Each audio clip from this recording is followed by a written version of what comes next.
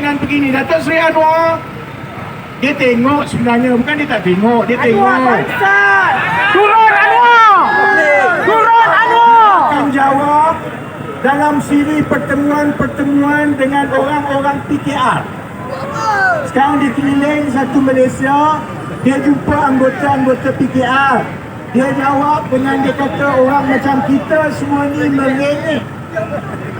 Merengek, dia kata. Rengek! Saya nak beritahu jangan. Kami dah belajar bahawa hanya dengan rakyat merengek dan nyek 20 tahun lebih lah kamu jadi Perdana Menteri. Jadi kami tahu kuasa merengek dan kuasa nyek ini.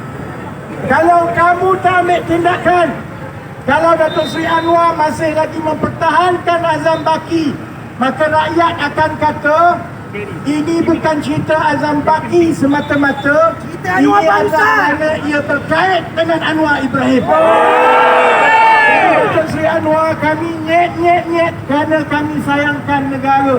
Walaupun kamu tak suka kepada kami masih lagi ada sedikit rasa ihsan kepada kamu.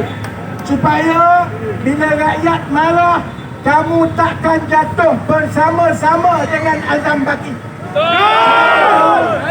Saya minta supaya yang dalam kerajaan, terutamanya wakil-wakil daripada DAP, wakil-wakil daripada Amanah, wakil-wakil daripada PKR, lama mana lagi kamu nak angguk pasal perkara ini?